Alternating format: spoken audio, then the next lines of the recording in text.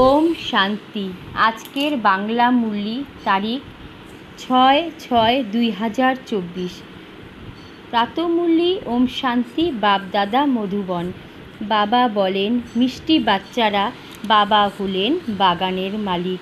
বাগানের এই মালিকের কাছে তোমাদের অর্থাৎ মালিদের খুব সুন্দর সুন্দর সুগন্ধি ফুল নিয়ে আসতে হবে। এই রকম ফুল এনো না যেটা ম্রিয়মাণ হয়ে আছে। প্রশ্ন: বাবার দৃষ্টি কোন বাচ্চাদের উপরে পড়ে আর কাদের উপরে দৃষ্টি পড়ে না? উত্তর: যে ফুল সুগন্ধ ছড়িয়ে দেওয়ার মতো হয়, অনেক কাঁটাকে ফুল পরিণত করার সার্ভিস করে, তাদের দেখতে দেখতে বাবা খুশি হন, তাদের উপরেই বাবার দৃষ্টি পড়ে। আর যাদের বৃত্তি নোংরা, চোখ ধোঁকা দেয়, তাদের উপরে বাবার দৃষ্টিও পড়ে না। বাবা তো বলবেন, বাচ্চারা ফুল হয়ে অনেককে ফুলে পরিণত করো, তবে সচেতন মালি বলা যাবে। ওম শান্তি। বাগানের মালিক বসে নিজের ফুলেদের দেখছেন, কারণ আরও সব সেন্টারে তো ফুল আর মালি আছে। এখানে তোমরা বাগিচার মালিকের কাছে এসেছো নিজেদের সুগন্ধ ছড়িয়ে দেওয়ার জন্য। তোমরা তো ফুল হলে তবে, তাই না? তোমরাও জানো, বাবাও জানেন, কাটার জঙ্গলের বীজ স্বরূপ হলো রাবণ, নয়তো সমস্ত বৃক্ষের বীজ হলো একই, কিন্তু ফুলের বাগান থাকে, আবার কাটার জঙ্গল বানানোরও অবশ্যই কেউ আছে, সে হলো রাবণ। তো ভেবে দেখো, বাবা তো সঠিকই বোঝান, দেবতা রূপী ফুলের বাগানের বীজরূপ হলেন বাবা। তোমরা এখন দেবী দেবতায় পরিণত হচ্ছ, তাই না? এটা তো প্রত্যেকেই জানে যে আমরা কী ধরনের ফুল। বাগানের মালিকও এখানেই আসে ফুলেদের দেখতে। তারা তো সবাই হলো মালি, সেও আবার অনেক ধরনের মালি আছে। সেই বাগানের বিভিন্ন রকমের মালি হয়। কারোর 500 টাকা বেতন হয়, কারোর 1000, কারোর 20,000 টাকা। যেমন মুঘল গার্ডেনের মালি অবশ্যই খুব সচেতন হবে, তার পারিশ্রমিকও বেশি হবে। এটা তো অসীম জগতের বিশাল বাগিচা, ওখানেও অনেক প্রকারের নম্বর অনুযায়ী মালি হয়। যে খুব ভালো মালি হবে, সে বাগানকে খুব সুন্দর শোভনীয় করে তোলে, সুন্দর ফুল লাগায়। গভর্নমেন্ট হাউসের মুঘল গার্ডেন কত সুন্দর! এটা হলো অসীম জগতের বাগিচা, সেই বাগানের একজনই মালিক। এখন কাটার জঙ্গলের বীজ হলো রাবণ, আর ফুলের বাগিচার বীজ হলেন শিব বাবা। স্বর্গীয় উত্তরাধিকার প্রাপ্ত হয় বাবার থেকে, রাবণের থেকে স্বর্গীয় উত্তরাধিকার প্রাপ্ত হয় না। সে যেন তাতে অভিশাপ দেয়। যখন অভিশপ্ত হয়, তখন যিনি সুখ দেন তাকে সকলেই স্মরণ করে, কারণ উনি হলেন সুখদাতা, সদা সুখ দিতে সক্ষম। মালিও বিভিন্ন প্রকারের হয়। বাগানের মালিক এসে মালিদেরও দেখেন যে কীভাবে ছোটো খাটো বাগান তৈরি করে তারা, কি কি ফুল আছে সেটাও খেয়াল করেন। কখনো কখনো খুব ভালো ভালো মালিও আসে, তাদের ফুলের সাজসজ্জাও বিশেষভাবে সুন্দর হয়ে ওঠে। তখন বাগানের মালিকও খুশি হয়, আহা, এই মালি তো খুব ভালো ফুলও সুন্দর সুন্দর নিয়ে এসেছে, ইনি হলেন অসীম জগতের পিতা, আর এ হলো ওনার অসীম জগতের বিষয়। তোমরা অর্থাৎ বাচ্চারা অন্তর থেকে বুঝতে পারো, বাবা একদম সত্য বলেন। অর্ধকল্প চলে রাবণ রাজ্য, ফুলের বাগিচাকে কাটার জঙ্গলে পরিণত করে রাবণ। জঙ্গলে কাটা আর কাটা হয়, খুবই দুঃখ দেয়। বাগানের মাঝে কি আর কাটা হয়? একটাও হয় না। বাচ্চারা জানে রাবণ দেহ অভিমানে নিয়ে আসে, সবচেয়ে বড় কাটা হলো দেহ অভিমান। বাবা রাত্রেও বুঝিয়েছেন, কারোর দৃষ্টি কামুক হয়, কারোর দৃষ্টি সেমি কামুক। নতুনও কেউ আসে, যারা প্রথমে ভালোভাবে চলে, মনে করে কখনো বিকারে যাবে না, পবিত্র থাকবে। সেই সময় শ্মশানের বৈরাগ্য আসে। আবার যখন বাড়িতে যায় তো খারাপ হয়ে যায়, দৃষ্টি নোংরা হয়ে যায়। এখানে যাদের সুন্দর ফুল মনে করে বাগানের মালিকের কাছে নিয়ে আসা হয় যে বাবা এই হলো খুব সুন্দর ফুল। কোনো মালি কানে কানে বলে ইনি হলেন বিশিষ্ট ফুল। মালি তো অবশ্যই বলবে, তাই না? এই রকম নয় যে বাবা হলেন অন্তর্যামী। মালি প্রত্যেকের চাল চলন বলতে থাকে যে বাবা এর দৃষ্টি ভালো নয়, এর আচার আচরণ রয়্যাল নয়, 10 থেকে 20% মাত্র শুধরিয়েছে। মুখ্য হলো চোখ, যা সবচেয়ে বেশি ধোঁকা দেয় বা ছলনা করে। মালি এসে বাগানের যিনি মালিক তাকে সব কিছু বলবে। বাবা এক জনকে জিজ্ঞাসা করেন, বলো তুমি কেমন ফুল নিয়ে এসেছো? কেউ গোলাপ ফুল হয়, কেউ জুঁই, কেউ আকন্দ ফুলও নিয়ে আসে। এখানে খুবই সাবধানতা থাকে, জঙ্গলে গেলে আবার ম্রিয়মাণ হয়ে পড়ে। বাবা দেখেন যে এটি কোন ধরনের ফুল। মায়াও সেই রকমই যে মালিদেরও এমন জোরে থাপ্পড় লাগিয়ে দেয় যে মালিও কাঁটায় পরিণত হয়। বাগানের মালিক এসে সর্বপ্রথম বাগান দেখতে থাকেন, আবার বাবা বসে তার শৃঙ্গার করাতে থাকেন। বাচ্চারা সাবধান থাকো, দুর্বলতা বের করে দিতে থাকো, তা না হলে খুবই অনুতাপ হবে তোমাদের। বাবা এসেছেন লক্ষ্মীনারায়ণ করে তুলতে, তার পরিবর্তে আমরা চাকর হব? নিজেকে নিরীক্ষণ করতে হবে, আমি এই রকম উচ্চমানের উপযুক্ত হচ্ছি কি? এটা তো জানো যে কাটার জঙ্গলের বীজ হলো রাবণ, ফুলের বাগানের বীজ হলো রাম। এসব কথা বাবা বসে বোঝান। বাবা লৌকিক স্কুলের পড়াশোনারও মহিমা করেন। এসব স্কুলও ভালো, কারণ ওতে সোর্স অফ ইনকাম আছে, এইম অবজেক্ট আছে। তোমাদের একমাত্র এইম অবজেক্ট হলো নর থেকে নারায়ণ হওয়ার। ভক্তি মার্গে সত্যনারায়ণের কথা খুবই শোনে। প্রত্যেক মাসে ব্রাহ্মণকে ডাকা হয়, ব্রাহ্মণ গীতা শোনায়। আজকাল তো গীতা সবাই শুনিয়ে থাকে। সত্যিকারের ব্রাহ্মণ তো কেউই নেই, তোমরা হলে সত্যিকারের ব্রাহ্মণ, সত্য বাবার বাচ্চারা। তোমরা সত্যিকারের কথা শোনো। সত্যনারায়ণের কথাও আছে, অমর কথাও আছে, তিজরির বা জ্ঞান চক্ষুর কথাও আছে। ভগবানুবাচ, আমি তোমাদের রাজার রাজা করি। লৌকিক ব্রাহ্মণ তো গীতা শোনাতে আসে, তাতে কে রাজা হয়েছে? এরকম কি কেউ আছে যে বলবে আমি তোমাদের রাজার রাজা করব, আমি নিজে হব না? এরকম কখনো শুনেছ? এই এক বাবাই আছেন যিনি বসে বাচ্চাদেরকে বোঝান। বাচ্চারা জানে এখানে বাগানের মালিকের কাছে রিফ্রেশ হতে আসে। মালিও হয়, ফুলও হয়। মালি তো অবশ্যই হতে হবে।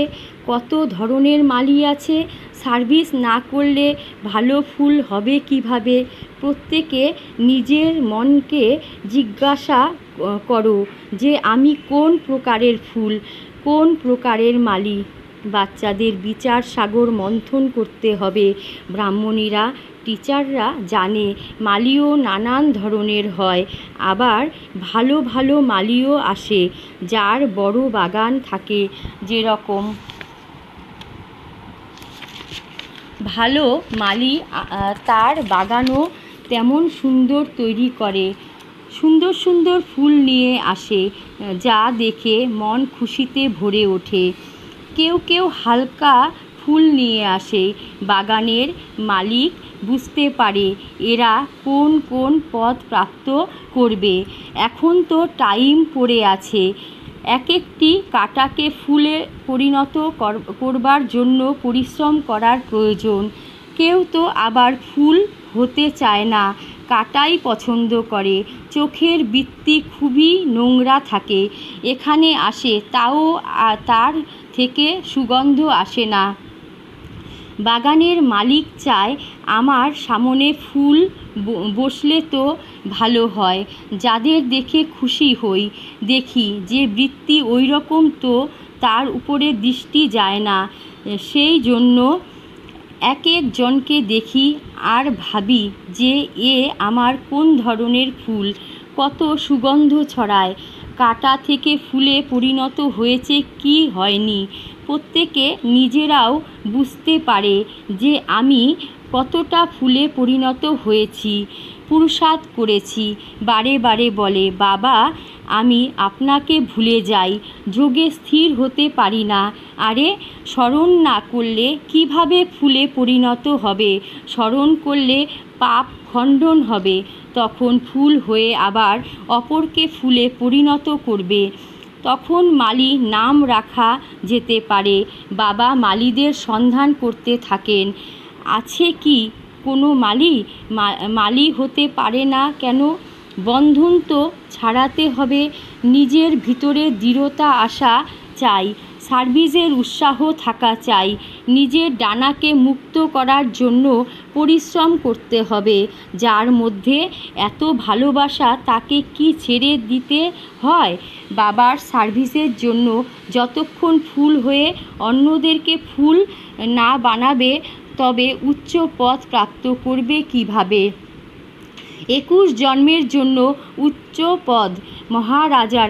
রাজারা বড় বড় বিত্তশালীরাও আছে, আবার নম্বর অনুযায়ী কম বিত্তশালীও আছে, প্রজারাও আছে। এখন আমি কি হব?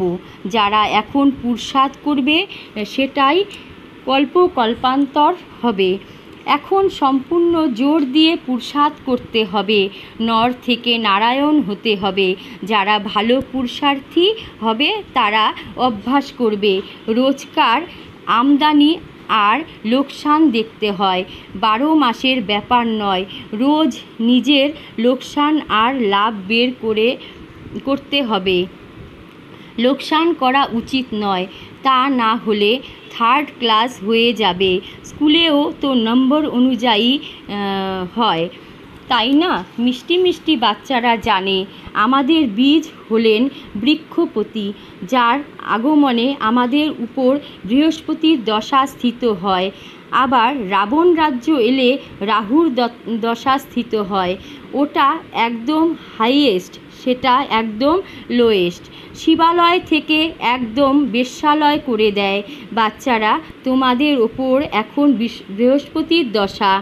প্রথমে নতুন বৃক্ষ হয়, তারপর অর্ধেক থেকে পুরানো শুরু হয়। বাগানের মালিকও আছেন, মালিও সংখ্যায় বৃদ্ধি পেতে থাকে। বাগানের মালিকের কাছে নিয়ে আসে, প্রত্যেক মালি ফুল নিয়ে আসে। কেউ তো এত সুন্দর ফুল নিয়ে আসে যে উদ্বেলিত থাকে বাবার কাছে যাওয়ার জন্য। বাড়িতে নানান যুক্তি দেখিয়ে কন্যারা আসে। বাবা হলেন, খুব ভালো ফুল নিয়ে এসেছো। যদিও বা মালি সেকেন্ড ক্লাসের হয়, মালির থেকে ফুল ভালো হয়। উদ্বিগ্ন হয়ে ওঠে শিব বাবার কাছে যাওয়ার জন্য, যে বাবা আমাদের এত উচ্চ বিশ্বের মালিক বানাবেন। ঘরে মার খেলেও বলে, শিব বাবা আমাকে রক্ষা করো। এদেরই সত্যিকারের দ্রৌপদী বলা হয়ে থাকে।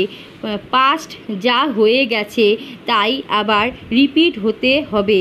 এতকাল ডেকেছিলে না, আজ বাবা এসেছেন বাঁচার জন্য যুক্তি বলে দিতে। এরকম ভু ভু করো।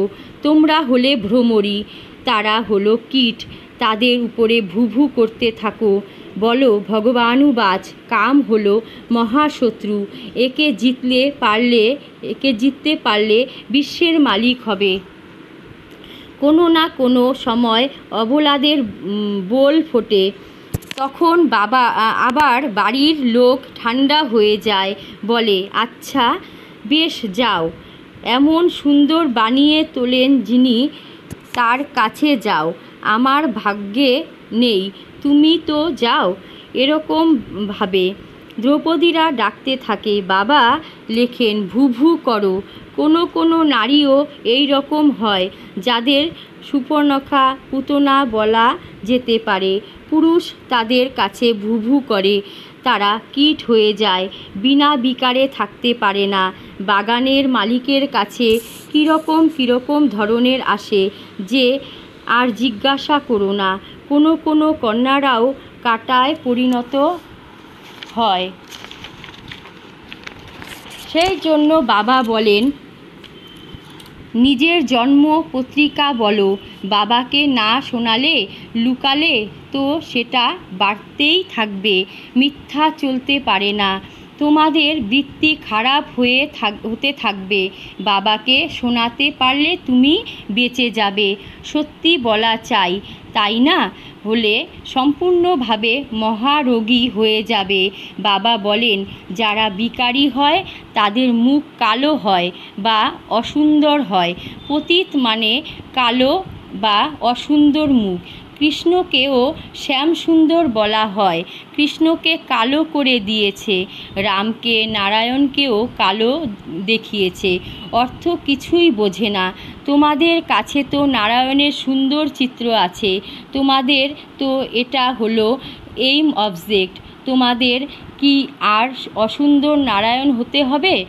এই মন্দির যে তৈরি করেছে এরকম ছিল না। বিকারে পড়ে আবার কালো মুখ হয়ে যায়, আত্মা অসুন্দর হয়ে গেছে। আয়রন এজ থেকে গোল্ডেন এজে যেতে হবে, সোনার পাখি হতে হবে। বলা হয় কালী কলকাতাওয়ালি বলে দেয়, কত ভয়ঙ্কর রূপ দেখানো হয়, সেসব আর বলার মতো নয়। বাবা বলেন, বাচ্চারা এইসব হলো ভক্তি মার্গ। এখন তোমাদের তো জ্ঞান প্রাপ্ত হয়েছে। আচ্ছা, মিষ্টি মিষ্টি হারানিধি বাচ্চাদের প্রতি মাত পিতা বাপ দাদার স্মরণে স্নেহ সুমন আর সুপ্রভাত। আত্মাদের পিতা তার আত্মারূপী বাচ্চাদের জানাচ্ছেন নমস্কার। ধারণার জন্য মুখ্য সার: 1. নিজের ডানাকে মুক্ত করার জন্য পরিশ্রম করতে হবে। বন্ধন থেকে মুক্ত হয়ে সচেতন মালিক হতে হবে। কাঁটাকে ফুলে পরিণত করার সেবা করতে হবে। 2. নিজেকে নিজে দেখতে হবে যে আমি কতটা ফুলে পরিণত হয়েছি, আমার বৃত্তি শুদ্ধ তো, চোখ ধোঁকা দিচ্ছে না তো। নিজের আচার আচরণের পোতামেল রেখে ত্রুটি বিচ্যুতি গুলিকে দূর করে দিতে হবে। বরদান: স্বরাজ্য অধিকারের নেশা আর নিশ্চয়ের দ্বারা সদা শক্তিশালী থাকা। সহযোগী নিরন্তর যোগী ভব। বিস্তারে বাবা বলেছেন, স্বরাজ্য অধিকারী অর্থাৎ প্রত্যেক কর্মেন্দ্রিয়ের উপরে নিজের রাজত্ব। কখনো সংকল্পেও কর্মেন্দ্রিয় ধোঁকা না দেয়। যদি কখনো এতটুকুও দেহ অভিমান আসে তাহলে জোশ বা ক্রোধ সহজে এসে যায়। কিন্তু যারা স্বরাজ্য অধিকারী তারা সদা নিরহংকারী, সদাই নির্মাণ হয়ে সেবা করে। এই জন্য আমি হলাম স্বরাজ্য অধিকারী আত্মা। এই নেশা আর নিশ্চয়ের দ্বারা শক্তিশালী হয়ে মায়াজিৎ তথা জগৎজিৎ হও, তো সহযোগী নিরন্তর যোগী হয়ে যাবে। স্লোগান: লাইট হাউস হয়ে মন বুদ্ধির দ্বারা লাইট ছড়িয়ে দিতে ব্যস্ত থাকো, তাহলে কারোর কথাতে ভয় লাগবে না। ওম শান্তি।